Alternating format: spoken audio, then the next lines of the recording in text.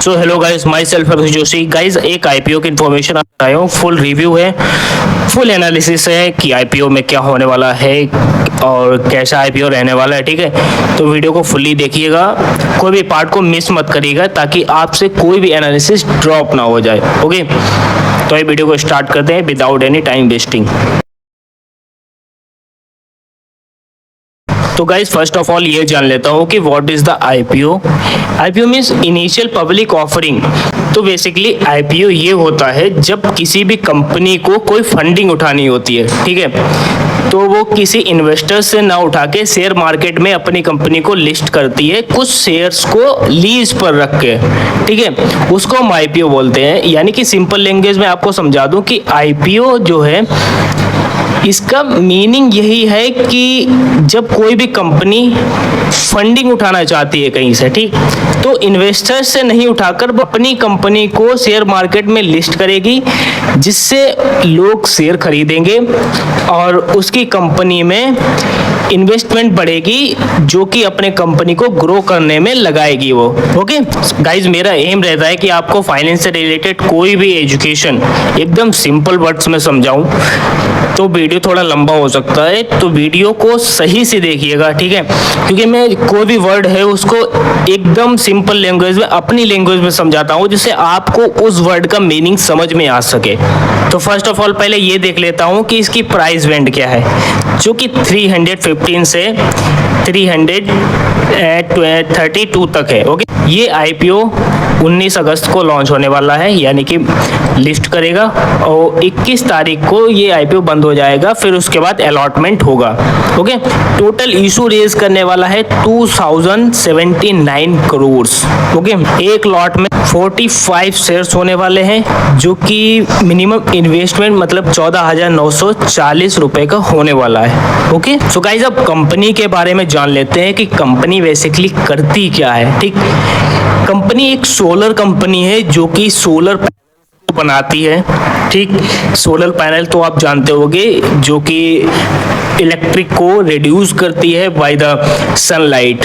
Okay, तो ये solar company है, फुल्ली सोलर ही बनाती है, मैन्युफैक्चर करती है। तो ये अब जो है कंपनी ऑब्जेक्टिव्स को देख लेता हूँ कि कंपनी के ऑब्जेक्टिव्स क्या है। बेसिकली कंपनी जो है 2079 करोड़ की फंडिंग उठाने वाला है बाय द आईपीओ। ओके, जिसमें से फ्रेश इशू 1500 करोड़ है और ऑफर फॉर सेल जो है वो 579 करोड़ है। फ्रेश इशू का मतलब ये होता है जो एग्जिस्टिंग इन्वेस्टर्स कंपनी में हैं, वो अपनी फंडिंग को एग्जैक्टली वैसे ही रखना चाहते हैं आफ्टर द आईपीओ जैसा पहले था। ठीक है, ऑफर फॉर सेल जो कि 579 करोड़ है, यानी कि आईपीओ के लॉन्च होने के बाद जो भी इन्वेस्टर्स अपनी फंडिंग्स को निकाल देंगे वो अमाउंट ऑफर फॉर सेल बोला जाता है। ओके, बेसिकली कंपनी 769 करोड़ अपनी कंपनी पे खर्च करने वाली है, जो कि फुल्ली ओन्ड कंपनी बनाना चाहती है। मतलब इसका यह है कि कंपनी कहीं से भी कोई भी पार्ट परचेज नहीं करेगी,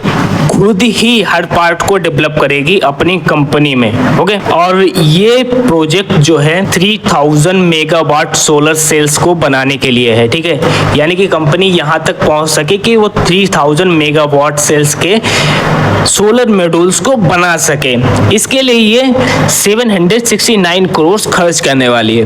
ओके, इसको फेज 1 प्रोजेक्ट बोला जाएगा। फेज 1 में ही ये 595 करोड़ एडिशनली खर्च करने वाली है, जो कि कंपनी में एक बूस्टर ला सके, यानी कि अच्छे खासे सोलर पैनल्स को बना सके। ठीक है, अब क्यों बना सके इसका रीजन मैं आगे भी बताऊंगा। ठीक है, फेज 2 में अपनी 610 करोड़ रुपए खर्च करने वाली है, जो कि 3000 मेगावाट की एबिलिटी को 6000 मेगावाट के सोलर पैनल्स में बदल सके। ठीक है, now will be talk about the strength and risk of the company. Basically strength इसकी ये है कि कंपनी में 10,340 मेगावाट के सोलर पैनल्स की बुकिंग होल्ड में पड़ी है। क्योंकि कंपनी के पास फंडिंग नहीं है, कंपनी के पास इतना कैपेसिटी नहीं है कि वो इतने पैनल्स को बना सके और रिड्यूस कर सके उसको, ठीक है। That's why he is getting the funding. और मुझे इसमें कुछ खास लगा नहीं है, तो मैंने ये सब स्ट्रेंथ को मैंने हटा दिया है। Now we will talk about the risk of the company, यानी कि अगर आप इन्वेस्ट करते हो कंपनी में तो रिस्क क्या रहेगा। सो बेसिकली कंपनी अपना रेवेन्यू 77.5% रेवेन्यू जो है सिर्फ 5 कस्टमर से उठा रही है, और जो भी बचा हुआ है वो अदर कस्टमर से उठा रही है, और टोटल 5 कस्टमर से उठा रही है 77.5 revenue. Okay, that's a negative point for the company. अगर मान लो किसी भी कस्टमर ने लेने से मना कर दिया इन फ्यूचर अगर कोई भी माल, तो 7.5% से इसके जो है सेलिंग बंद हो जाएगी, जो कि एक बहुत बड़ा नंबर होता है। तो ये अब जो है कंपनी के एंड फाइनेंस के बारे में बात कर लेता हूँ। ओके, तो टोटल रेवेन्यू जो 2023 में मार्केट ने किया था 2092 करोड़ का किया था, ठीक है, और 2024 में 2524 करोड़ का किया है। 2025 में 3460 करोड़ का किया है मार्केट ने। ओके, तो और इसका एसेट्स के बारे में छोड़ दो, क्योंकि एसेट्स ज़्यादा मायने नहीं रखते हैं। अब total profit after the tax ये है टोटल, ठीक है, इसको टोटल प्रॉफिट नहीं कंसीडर करेंगे, profit after the tax consider करेंगे, जो कि 2023 में 14 करोड़ था, 2024 में 80 करोड़, इसका 5 टाइम्स ज़्यादा है, और फिर 2025 में 140 करोड़, यानी कि इसका 10 टाइम्स ज़्यादा है और इसका 2 टाइम्स ज़्यादा है, ठीक है। मार्केट ओवरऑल प्रॉफिट में है, अच्छे प्रॉफिट में है। There are many competitors in the this company, but India is known by the competitive markets.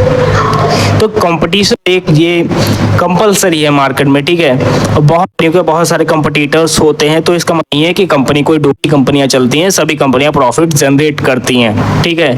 Competition ये मतलब नहीं है कि कंपनी निकल जाएगी, कंपनी अपना अच्छे से परफॉर्मेंस करे तो कंपनी भी एक अच्छा खासा प्रॉफिट जनरेट कर सकती है, ठीक।